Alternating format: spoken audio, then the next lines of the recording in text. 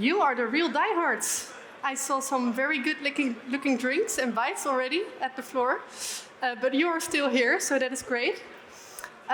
Throughout the next 15 minutes, I'll be telling you more about Platform Zero, about accelerating innovation around the energy transition in the maritime field.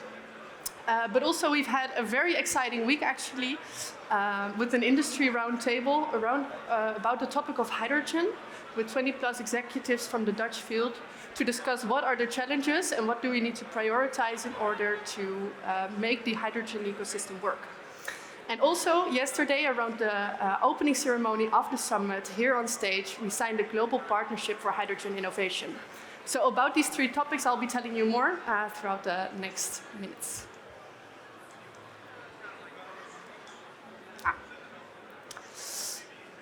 We come from a climate starting point. So before I start, I would like to share some numbers with you. Currently, the transportation causes 22% of global emissions, which is quite a lot. And if we can help to reduce this, it would make a huge impact. Secondly, I feel like we've had major changes throughout the last couple of years.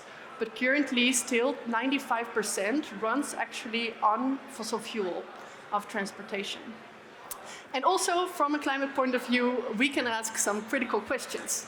And one of these is that, for example, drinking water will be used for the production of hydrogen, while this is already a scarce source. And also, it is expected that transportation will actually grow by 20% by 2050, which means that we will not reduce consumption or increase local production and consumption to actually lower this number. Hydrogen is, of course, a very good enabler of the energy transition to store energy. But there's also more aspects to it coming from a climate perspective. So this is where we come from, and from this we would like to help scale innovation, climate tech around the topic of the renewable energy transition and the maritime field. Why we are doing this? There are two sides to this transition. One of these is that it can be scary.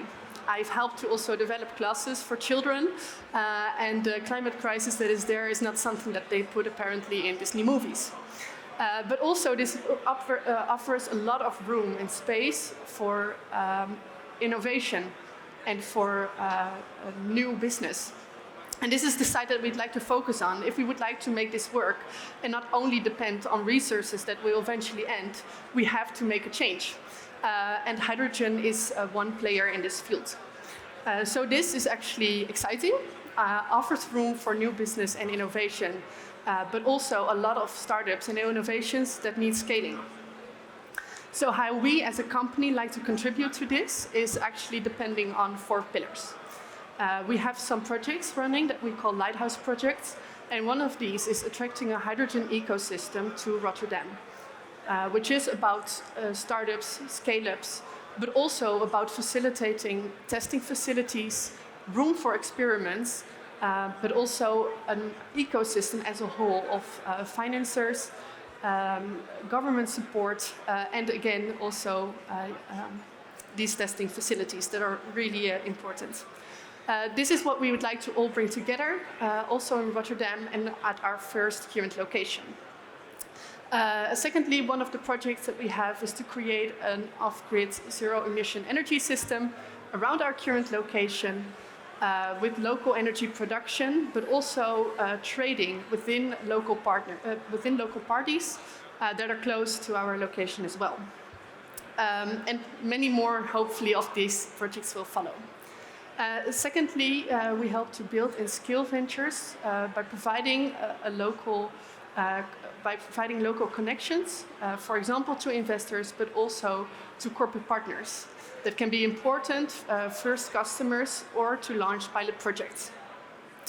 And also, what is important, of course, for businesses to scale is investing. We have one investment fund ourselves of 10 million that we would like to invest throughout the coming months in 10 to 20 companies, which is not focused on the very early stage, also not on the very large scale projects, but actually right in the middle. And lastly, we would like to bring this full ecosystem together at a location. We now have our first one here in Rotterdam, bringing together research, startups and innovations, but also innovation departments of corporates to have these close connections.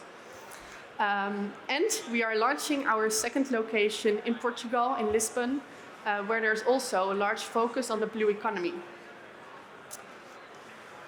So this is the field that we are focusing on. We use the scheme of 5 different steps to growing an idea, to growing a technology, starting lots of research also in universities and schools, growing eventually to starting prototyping, and then eventually if this works, if it's viable, then you can make a startup out of it.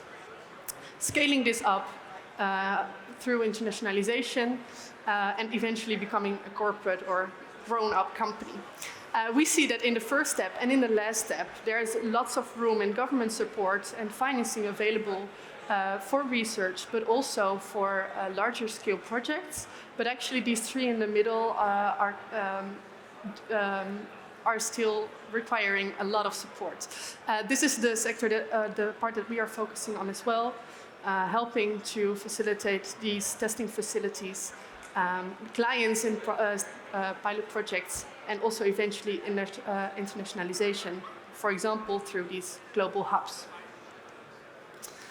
The 5 parties that we think are extremely relevant for creating this ecosystem, I already mentioned a couple of times, the startups and the corporates that depend on each other for either having new innovation, also from outside, not only inside R&D, but also the other way around, for purchasing the first technologies of startups and helping in these pilot projects.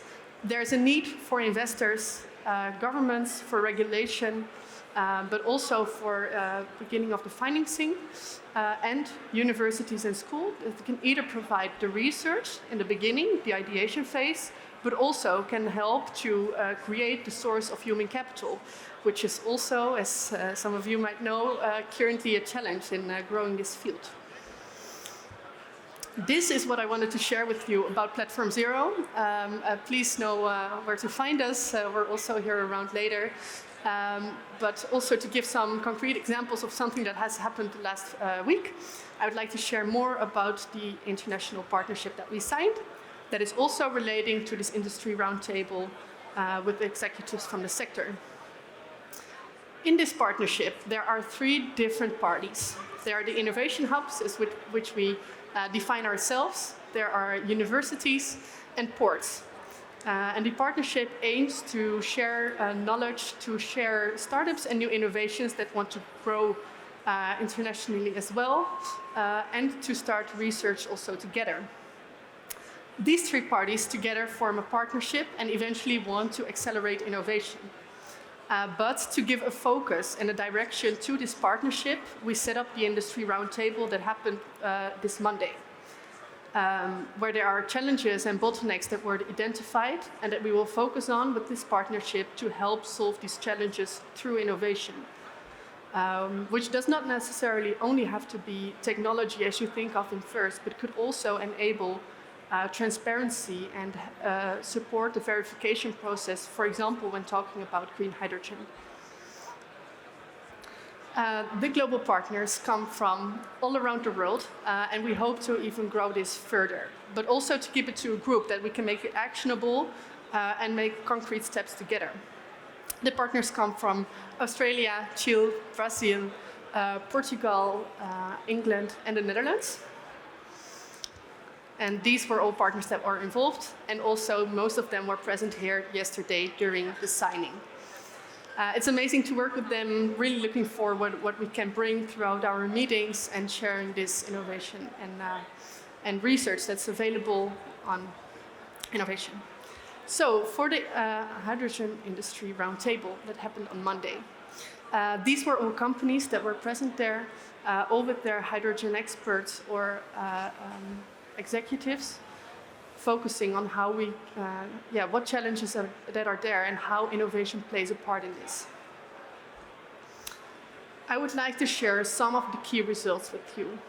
The first one, and also something that we set up a list of 30 bottlenecks in total, divided over 10 categories, and we thought, okay, these are already a lot of bottlenecks, and we would like to see how we can prioritize them. But actually, during this session, I think 20 more were mentioned and addressed.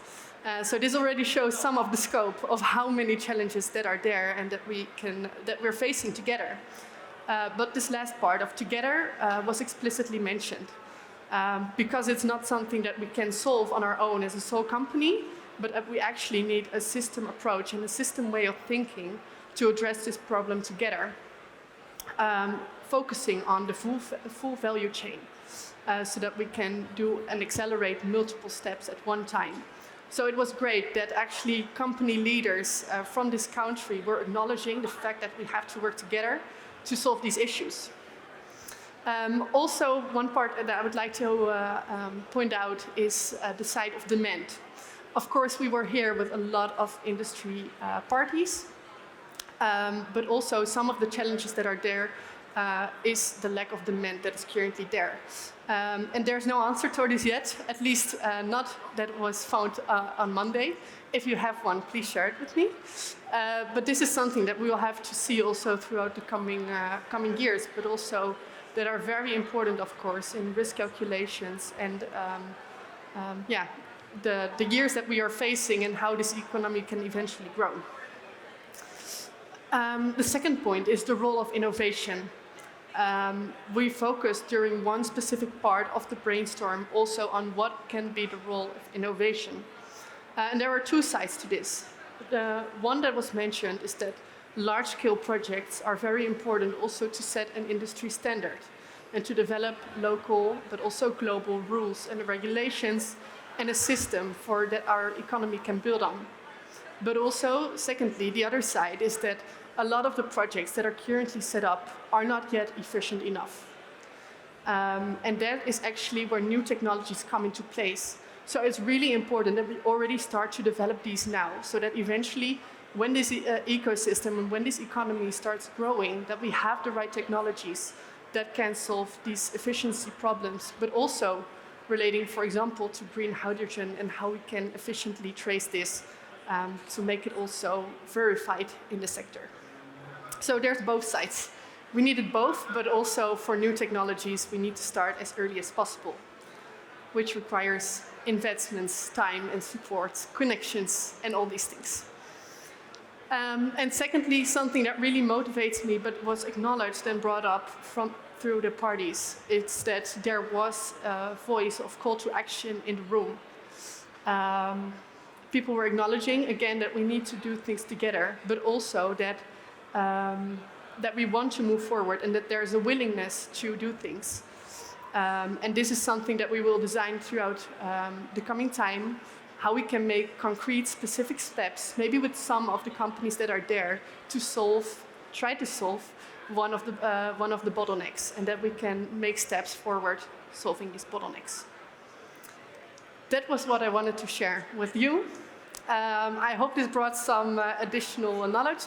I put up a huge QR code that if you would like to stay up to date on the companies that we are connected to, also the follow-up on this partnership and this industry roundtable, then you can follow our LinkedIn page. A bit of marketing couldn't hurt. So please feel welcome to also ask me later any questions. And thank you for your attention.